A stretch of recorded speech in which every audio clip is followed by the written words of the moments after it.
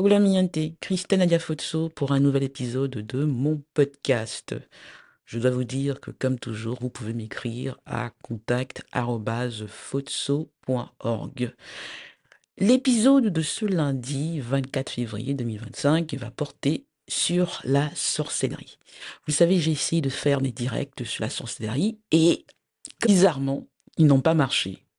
Peut-être que c'est un problème technique, peut-être c'est dû à autre chose. Ce qui est certain, vu le sujet, vu le fait que je parle non seulement de mon expérience, mais d'un personnage public, je crois, Mémienté, il est possible que je sois juste parano. Je n'exclus pas cette possibilité. Mais vous savez, le fait qu'on soit parano ne veut pas dire qu'il n'y a pas comme ça des personnes qui n'ont pas intérêt à ce que vous parlez de ces sujets-là.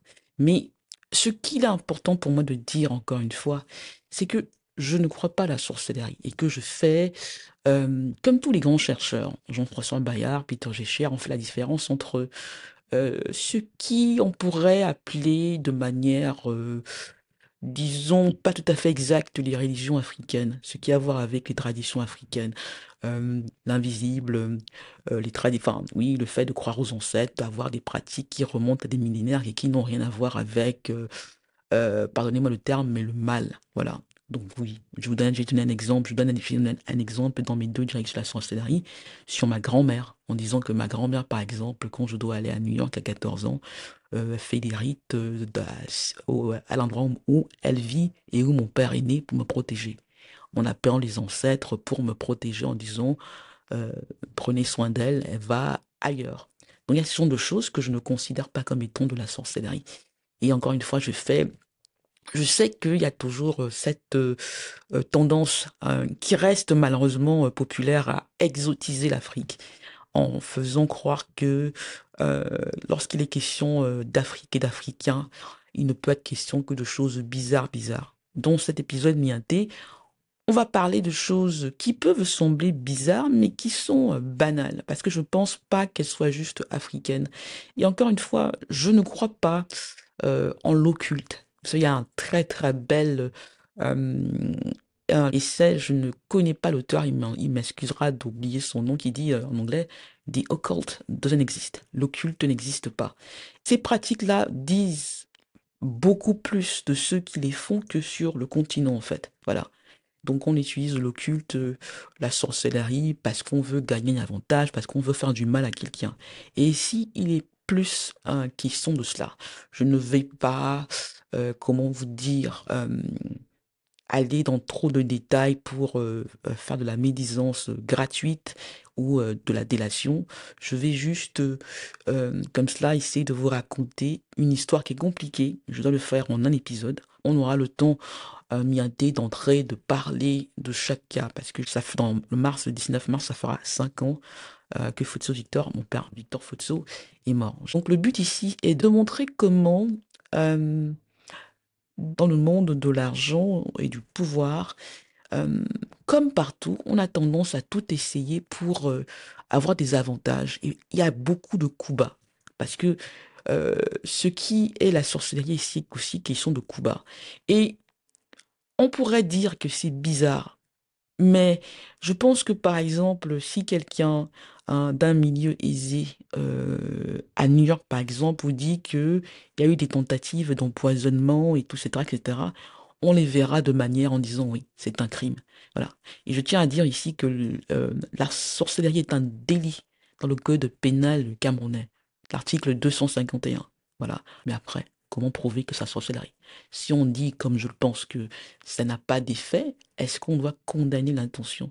Je pense que l'intention montre beaucoup de choses et que les gens, quand ils ont de mauvaises intentions et quand ils sont prêts à aller très loin pour gagner des avantages qui pensent être mystiques, euh, que même si cela n'a aucun effet, ça montre quelque chose de la société, des personnes et du moment dans lequel on est. Voilà. C'est de cela véritablement qu'il est question, Mienté. Alors, où commencer quand il faut parler d'un sujet aussi grave, disons ça comme ça? Peut-être par le commencement. Peut-être par le commencement. Il faut toujours que je rappelle, je ne pense pas que j'ai fait un podcast où je racontais l'histoire de mon père, ses débuts. Vous savez, les gens ont tendance à chercher à lire son livre, Le chemin de Yala, qui n'est pas son livre, parce que mon père ne savait pas lire et écrire, qui a été fait par un monsieur que j'ai eu l'occasion de rencontrer, qui s'appelle Jean-Pierre Guillaumard. Mais c'est un Français qui, lui, je ne sais pas s'il a même été à Bandung, je ne sais pas s'il comprenait véritablement de quoi il était question. Donc, l'histoire de mon père dans le chemin de Yala a été très occidentalisée. Mais mon père naît vers 1926. Donc, quand il meurt, il a 83 ans. Mais comme toutes les personnes qui sont nées sur le continent africain vert, il n'était pas impossible qu'il était beaucoup, beaucoup plus vieux. Et c'est pour dire que dans ce moment-là, il naît à Tsela, c'est un quartier de Banjul, c'est en l'ouest du Cameroun. Et donc, quand il naît, il y a très, très peu, il n'y a pas d'administration. Donc, il n'y a même pas d'électricité, voilà, évidemment. Et sa mère vient d'un milieu fort défavorisé, même pour l'époque. Elle est orpheline, voilà. Mon père grandit dans ce contexte-là, où son père, qui est polygame, épouse sa mère, voilà. Mais ce que mon père raconte dans la seule biographie, malheureusement, je pense que ce livre-là, je sais que ce livre-là est très difficile à trouver, mais écrit à la fin des années 70, avait, je pense, un abbé qui était à Douala, qui s'appelait l'abbé Djougla.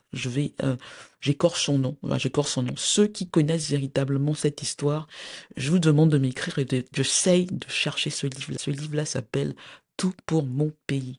Tout pour mon pays. Dans Tout pour mon pays, mon père raconte cette histoire qu'il a été attaqué par un serpent mystique. Au Cameroun, dans plusieurs ethnies, on appelle maintenant cela communément un boma. Voilà. Mon père, pour aider sa mère, cesse d'aller à l'école. Voilà. Il choisit de gagner sa ville parce que ça, il le promet de même tuer sa mère, qui est mon homonyme. Voilà. Donc, il décide, il va d'abord à Fumban, il a des tentatives, il n'arrive pas à aller à Douala parce qu'à l'époque, quand on était en pays bamileke, il fallait des autorisations. Donc, mon père raconte qu'il a été attaqué par un serpent. Voilà. Et il tue le serpent. Voilà. Il tue le serpent. Et quand il en parle à son père lui dit, mais il fallait pas le tuer. C'était un serpent mystique. Je raconte ça, Nianté, pour dire que déjà à cette époque-là, voilà, donc je pense on doit être aux années 40, les années 40, oui, parce que voilà.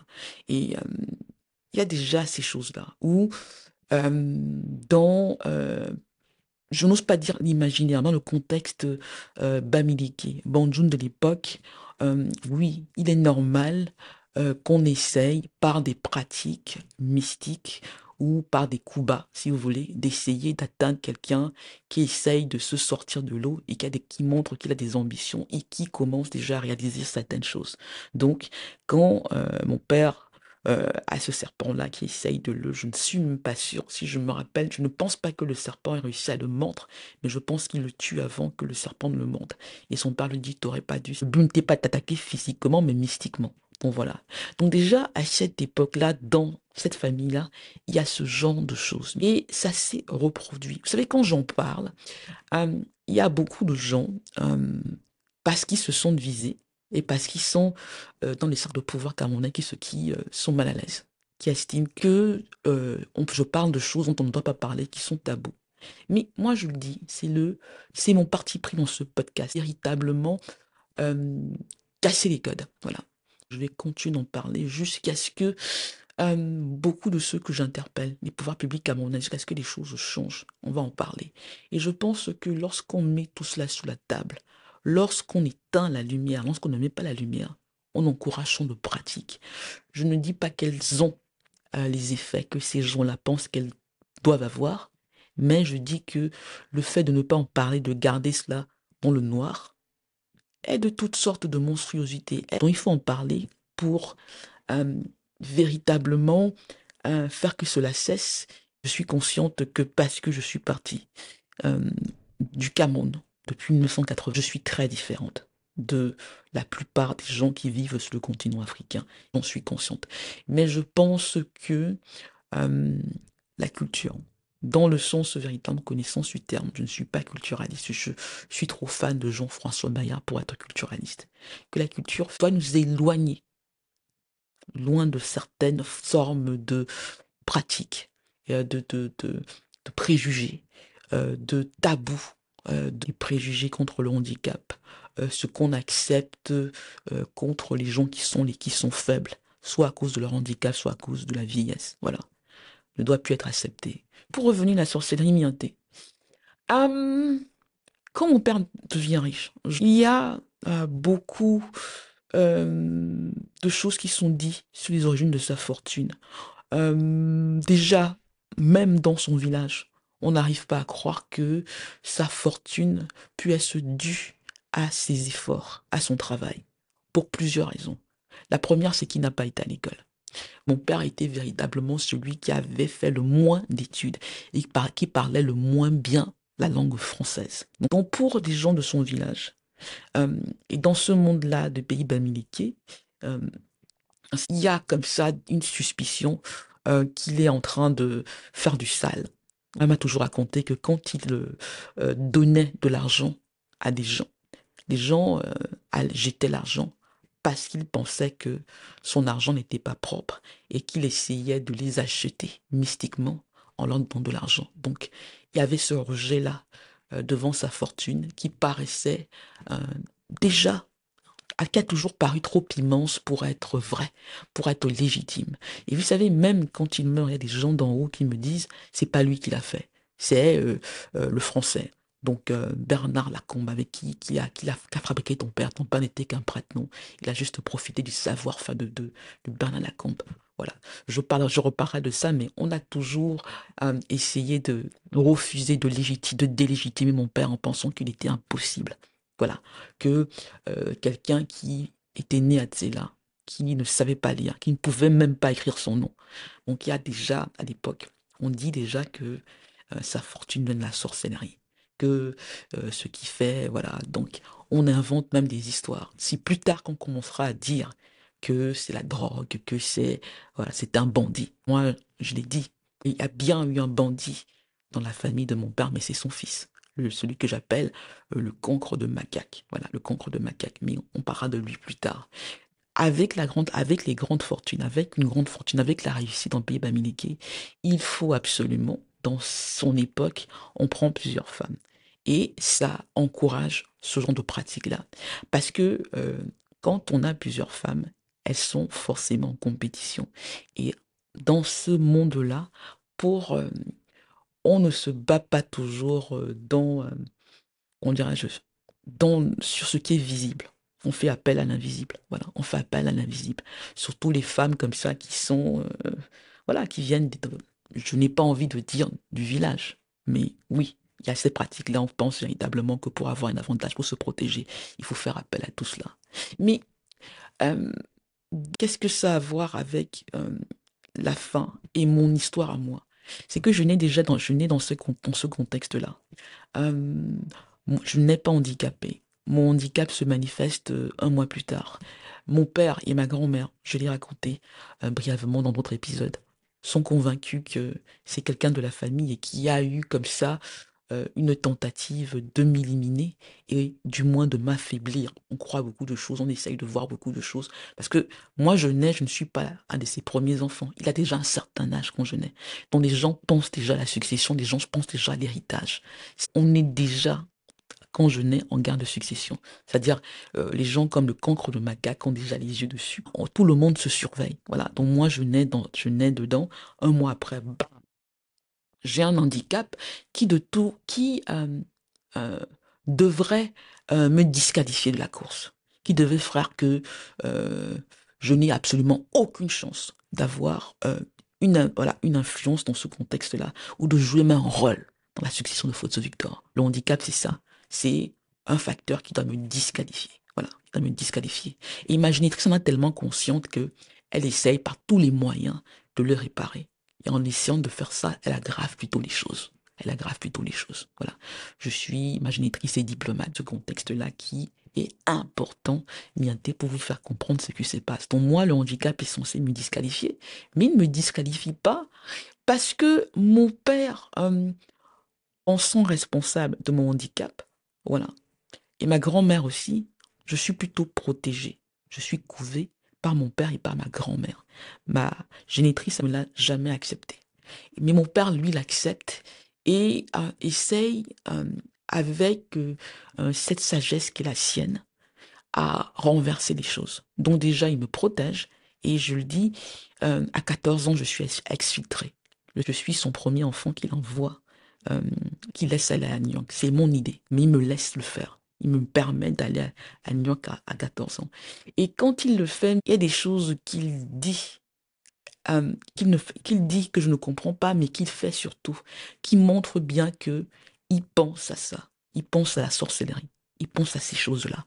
Donc, euh, il fait attention, mais euh, ce qu'il ne réussit pas à faire, c'est à ne pas m'exposer. Je, euh, je suis une bonne élève, parce que je n'ai pas le choix. Je suis très consciente du fait que, avec ce handicap-là, étant une femme, voilà, étant une fille, je ne peux pas ne pas être brillante. Je dois absolument y mettre tous les efforts possibles, ce que les autres n'ont pas à faire. Parce que moi, je n'ai avec cette présomption-là que je suis hors course. Je suis une femme, je suis handicapée. Je fais le choix absolument de tout faire pour me distinguer de cette manière-là parce que c'est la seule possible pour moi. Je ne peux pas véritablement me dire que je vais épouser quelqu'un de très très très brillant parce que je sais très bien que tout est mal en ce monde-là. Épouser une handicapée, c'est déjà, à cette époque-là, les quelques gens qui me regardaient pensaient que non, ils me faisaient une faveur en me regardant. Et il pensait que peut-être, puisqu'on disait que j'étais l'enfant totem de Fotso Victor, en faisant des choses avec moi, ça pouvait me mener quelque part. Mais je suis protégée par le regard de mon père, celui de ma grand-mère, et par mon éducation, par le fait que je lis des livres, par le fait que très jeune, j'en ai parlé dans mon épisode sur l'écriture, je commence à écrire, et par le fait d'être attirée plutôt par les lettres. Ça me protège. Mais déjà, Mianté, euh, il y a déjà, parce que mes parents divorcent, la sorcellerie. Il y a ces choses qu'on découvre dans la maison de ma génitrice. On découvre, par exemple, une de ses robes, voilà, enterrée quelque part avec des coris. On sait qui a fait ça, hein. J'en ai parlé, j'ai parlé. Nous savons qui a fait ça. On trouve plein de choses. Des cadenas, voilà, des cadenas qu'on dit mystiques. Mon père n'est pas au courant, mais il le sait. Et il essaie d'attirer mon attention sur cela. Mais j'en ai parlé. Ce qu'il dit, c'est tu es condamné à croire en Dieu parce que ta génitrice ne fait pas le job et qu'elle montre plutôt le problème qu'elle a avec ton handicap et donc forcément avec toi. Et moi, je suis ton père, je ne peux que te protéger de loin. Voilà. Mon père n'était pas vraiment présent, donc il le faisait de loin. Quand je décide euh, d'enfin euh, réparer ma jambe, j'ai plus de 30 ans. Et ça vient avec une conversation que j'ai avec mon père. Et voilà. Je n'en parle pas avec ma génitrice, on en parle comme cela. Et il me dit, on va enfin le faire, mais on va en parler à personne. On sent bien un, ils ne se sentent pas en sécurité. Deux, ils sentent très bien le danger. Pourquoi? En grande partie à cause du cancre de macaque. Voilà, en cause du cancre de macaque. Ce fils-là qui est en prison, qui a essayé de prendre sa place de son vivant. Qu'est-ce que ce fils-là a essayé de faire, faisait, voilà, pour essayer de prendre la place de son père pour hériter. Non seulement après, mais déjà de son vivant, de son père, il a essayé de prendre sa place. Qu'est-ce qu'il faisait? C'est que, par exemple, il couchait avec les femmes de son père. Ça, Nianté, euh, qu'est-ce que ça a à voir avec la sorcellerie? Je vais le dire à vous, ceux qui connaissez un peu mieux les sociétés africaines, les sociétés camerounaises, les sociétés d'Amérique, qu'est-ce que ça veut dire d'un fils qui, euh, alors qu'il peut avoir toutes les femmes qu'il veut, s'entête à coucher avec les femmes de son père? Voilà. Donc, le cancre de macaque couche avec les femmes de son père. Voilà. Et il le fait même pas quand après la camère, et quand il a véritablement pris la banque à son père, et quand il sait qu'il est comme c'est devenu incontournable grâce à l'appui du pouvoir politique et de ces hommes du président Biya qu'il a acheté, voilà, avec lesquels il fait des business. Il sait qu'il est devenu incontournable et qu'il sait que son père est vieillissant et que sa fin est proche, dont il se sent tout puissant, dont il couche avec les femmes de son père. Il chante sur tous les toits, il ne se cache pas. Il dit qu'il est plus riche que Fotso Victor. Il n'arrive pas à laisser Fotso Victor de côté parce qu'il est bien conscient que Fotso Victor est Fotso Victor. Voilà. dont il essaye non seulement véritablement de l'humilier. Voilà. Aujourd'hui, il veut le remplacer, bloque sa succession. Donc, il fait ça. Il couche avec les femmes de son père. Donc, mon père n'est pas d'épouser des femmes. Voilà. Des femmes qui vont en Inde, qui vont au Bénin, qui vont au Nigeria, qui vont dans des pays comme ça où on sait que c'est une des spécialités. Voilà, de faire ça. Donc, l'amputation est compliquée parce qu'il y a au moins une opération qui vient avant. Voilà. Dangereuse. Je ne trouve pas presque tous les médecins à qui je propose de faire la première opération de la hanche parce que j'ai pas d'hanche. Voilà. Mystique ou pas, j'ai pas d'hanche. Et tous les médecins disent non, c'est trop tard, on peut plus rien faire. Je trouve un médecin qui est un pédiatre de l'hôpital de l'Université de Columbia, Presbyterian Hospital, voilà. Et quand je réussis quand même à avoir une prothèse, c'est très compliqué. Hein, ce sont des moments où mon père, il est très affaibli, il est comme ça affamé parce que tellement de gens essayent de mettre la main sur la fortune. On sent très bien qu'il est en fin de vie. Et il y a le cancre de macaque de prison et est en train de lui faire un chantage incroyable, voilà, pour qu'il fasse tout qu'on le libère, voilà. Mon amputation ne se passe pas bien, il y a une infection, chemin parsemé d'embûches, oui, mais je arrive quand même à le faire. Quand je rentre au Cameroun, quand je vois mon père, parce qu'il me dit, non, non, tu peux pas venir, là, tu peux pas venir. Durant tout ce chemin, il me dit, tu ne peux pas venir, on peut pas se voir. C'est très dangereux. On se voit véritablement euh, 2 ans, 3 ans plus tard, 2015, voilà. Je lui annonce on décide de le faire ensemble, de la faire ensemble, l'amputation. En 2012, on ne se revoit qu'en 2015. Et quand je le vois, d'abord il est ému et il me dit, euh, c'est le miracle de ma vie ça. Je ne pensais pas que je pouvais te voir avec une jambe. C'est une prothèse, mais que tu as quand même l'air normal. Et il me dit, mais personne n'est content. Ça ne me surprend. Il me dit, personne dans sa famille à lui, voilà, dans son entourage à lui, cercle unique, personne n'est content. Et il me dit, ça ne me surprend pas. Et là encore, il fait encore allusion euh, aux origines du handicap. Euh, il pense aussi au moment. Et il me dit, il me reste plus longtemps à vivre, donc maintenant que tu es là, euh, on va euh, vraiment faire tout pour euh, que tu aies un rôle plus important, mais ça ne se fait pas, Mienté. Je raconte l'histoire mal parce que le but est de parler de sorcellerie. C'est que je sens à ce moment-là qu'il a peur, non seulement de quelque chose, mais d'au moins 2 personnes. Il a très peur. Il y a une terreur, non seulement de l'humiliation publique, comme je l'ai dit au président Paul Biya, mais euh, de ce dont est capable au moins 2 de ses enfants. Les 2 imposteurs qui sont là, oui, le cancre de macaque et je l'ai dit que, voilà, ce dont ils sont capables. Il y a l'Inde, on le sait. Il y a plusieurs fois où où on a volé ses bijoux, par exemple, voilà. Et lui, il pensait toujours que c'était pour faire des choses avec cela, pour aller avec cela dans les marabouts. Il y a Miinté, le fait que, à son âge, chez lui, des serpents commencent à réapparaître. Je pense qu'on essaie véritablement de l'effrayer et de faire en sorte qu'ils ne se sentent plus jamais en sécurité et qu'ils deviennent véritablement dépendants d'au moins un de ses enfants. Et c'est ce qui se passe, Miinté. Donc, il y a cela. Et il y a aussi le fait qu'après le décès de mon père, j'ai eu la chance comme ça de vivre avec des Indiens. Voilà. L'Inde, c'est un de ces pays où les gens de pouvoir au Cameroun et d'argent vont pour essayer voilà, d'utiliser la magie indienne qui est réputée comme étant efficace pour avoir des pouvoirs de l'influence, etc., etc. Donc il y a au moins 2 personnes de l'entourage de mon frère, de sa famille, entre guillemets, qui ont été en Inde. Que doit-on penser de tout cela? Est-ce que ça veut dire que mon père a été euh, ensorcelé, que j'ai été ensorcelé? Euh, je dirais non, au sens où je ne pense pas pour moi que ça a de l'effet. Je dirais que les gens qui l'ont fait pensaient que ça avait de l'effet et essayaient de l'utiliser au moins pour effrayer Fotso Victor et conditionner, c'est-à-dire le faire vivre dans un état de terreur permanent, dans un état de terreur permanent.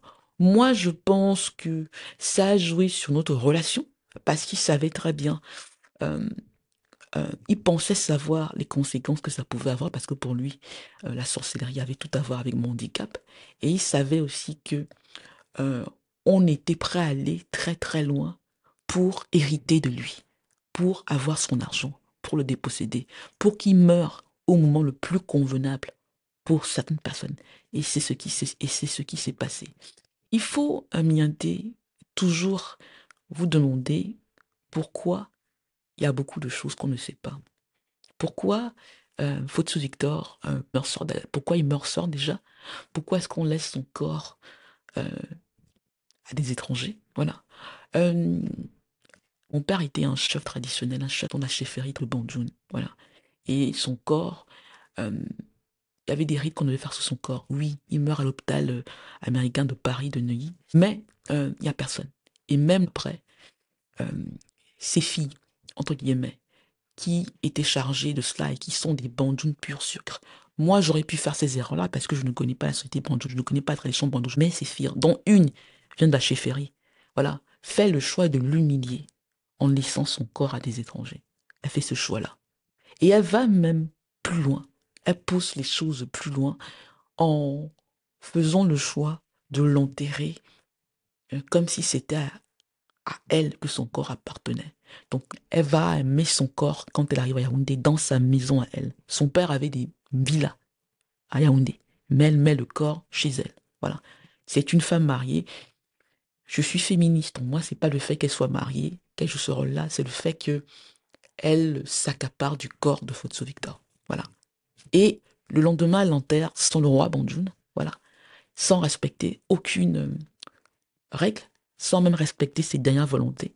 Parce qu'elle les connaît, mais le plus important pour elle, c'est de l'humilier, de montrer son autorité, de faire ce que le cancre de macaque a essayé de faire. Ce sont des procédés de domination.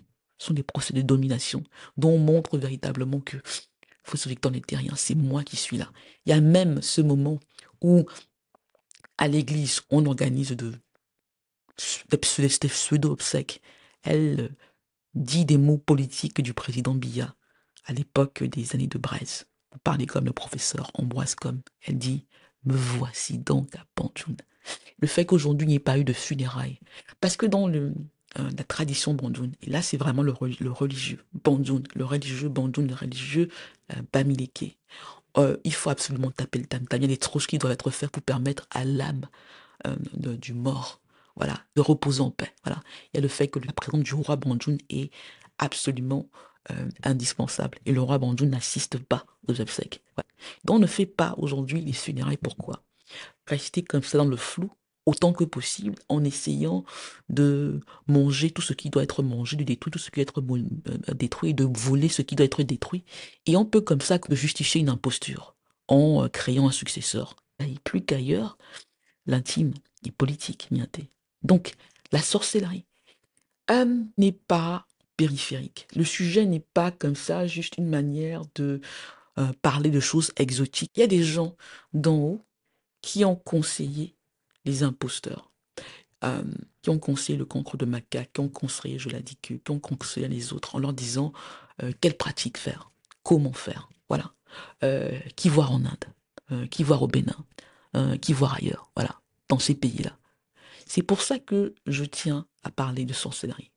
Pas pour euh, faire des